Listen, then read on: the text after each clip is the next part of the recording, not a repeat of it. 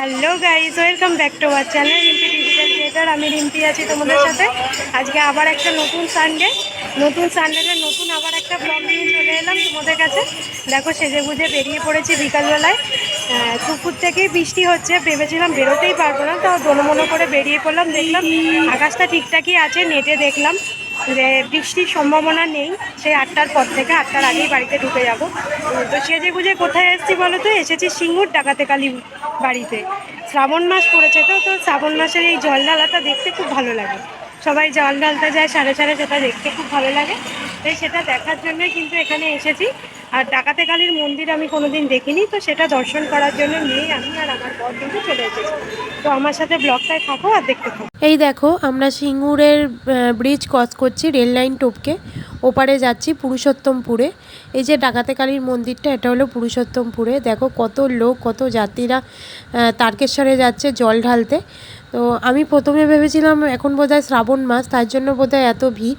তারপরে আমার বর বলল না না, শ্রাবণ মাস না, এটা কিন্তু আষাঢ় মাস, শ্রাবণ মাস এখনও পড়েনি। তো তাতে বুঝলাম যে তার মানে সারা বছরই অনেকেই আছে যারা হেঁটে জল ঢালতে যায়।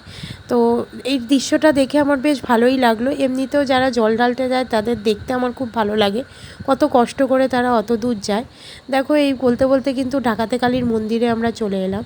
তো যারা তারকেশ্বরে জল ঢালতে যায় তারা শেওড়াফুলি থেকে জল তুলে প্রথমে কিন্তু ডাকাতে কালীর মন্দিরেই জল ঢালে। এখান থেকেই কিন্তু তারা জল ঢালা শুরু করে। জল ঢেলে এখান থেকে কিছু খাওয়া দাওয়া করে একটু বিশ্রাম নিয়ে তারপর আবার বাকি পথ হাঁটতে শুরু করে। একবার ভাবো তো বন্ধুরা, যারা এত কষ্ট করে ভোলে বাবার কাছে হেঁটে যায় তাদের কতটা মনের জোর থাকে, কতটা সাহস থাকলে তারা এতখানি সাহস নিয়ে এত দূর রাস্তায় যেতে পারে।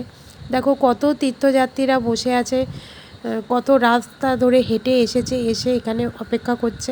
আর এই যে ডাকাতে কালীর মন্দির, এই মন্দিরের অনেক নাম শুনেছি, যদিও এটার হিস্ট্রি সম্পর্কে আমি তোমাদের কিছু বলতে পারবো না।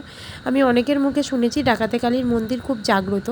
তো আমি কোনো দিন আসিনি, যেহেতু বেগমপুর থেকে আমার এটা আসা অনেক সহজ হয়েছে, সেই জন্য কিন্তু আমি এই প্রথমেই এই মন্দির দর্শন করার জন্য এসেছিলাম। দর্শন করতে এসে আমার কিন্তু খুব ভালো লেগেছে, কিন্তু এত ভিড়ের জন্য বসতে পারিনি, জাস্ট দর্শন করেই আমাকে বেরিয়ে যেতে হয়েছিল। পরে আবার যখন ফাঁকা থাকবে তখন চেষ্টা করব আসার, এই মন্দিরটা আরেকবার দর্শন করার জন্য।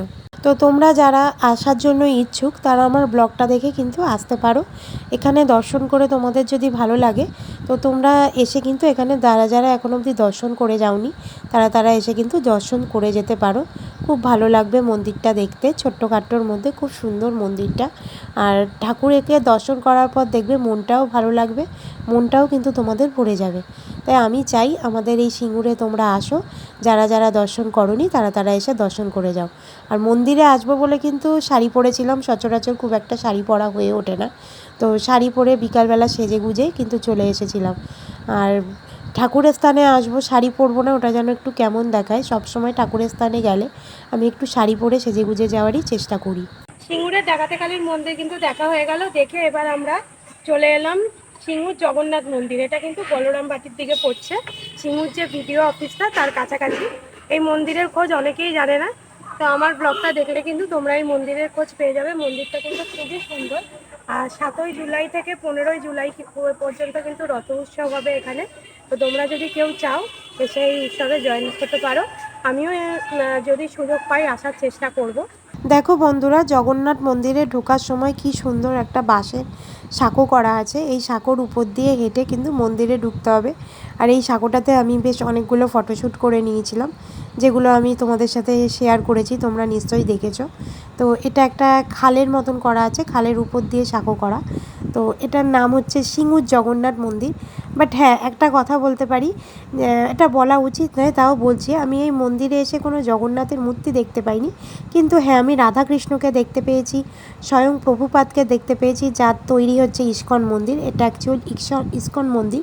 জগন্নাথ যেহেতু কৃষ্ণেরই রূপ, তো সেই কারণের জন্য এই মন্দিরটার নাম দিয়েছে জগন্নাথ মন্দির। কিন্তু এখানে কিন্তু রথযাত্রার উৎসব হয়, ভোগ খাওয়ানো হয় প্রতিদিন। কিন্তু সকাল 10টা থেকে 10:30টার মধ্যে তোমরা যদি টিকিট কেটে নাও।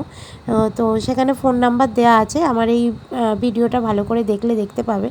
তো ফোন নাম্বারটা আমি তোমাদেরকে দেখিয়ে দিয়েছি, ওই ফোন নাম্বারে বুকিং করে তোমরা কিন্তু এসে ভোগ খেতে পারো। ভোগের আয়োজনের ব্যবস্থা আছে। এছাড়াও মন্দিরটা কিন্তু ছোট্টখাট্টোর মধ্যে আমার খুব ভালো লেগেছে। আজকে যে এসেছি এখানে আজকের দিনে স্নান যাত্রার জন্য গীতা পাঠ হচ্ছিল। তো ভালো দিনেই এসেছিলাম, আমি একটুখানি গীতা পাঠ শুনেছিলাম বসে।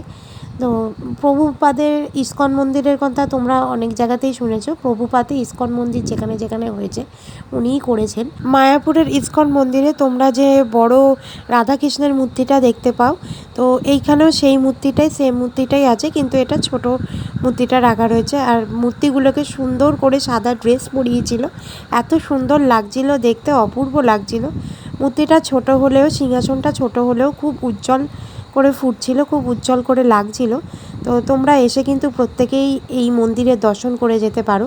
আমি আর এই ব্লগটাকে বেশি কিছুভাবে বাড়াচ্ছি না, আমি আমার ব্লগটা আজকে এই মন্দিরটা দেখাতে দেখাতেই শেষ করছি। তোমরা নেক্সট ব্লগের জন্য ওয়েট করো। ভালো লাগলে লাইক, কমেন্ট এবং শেয়ার করে দিও। আর সবার আগে নোটিফিকেশানটা পাওয়ার জন্য বেল আইকনটা ক্লিক করে দিও। তো চলো, সবাইকে টাটা।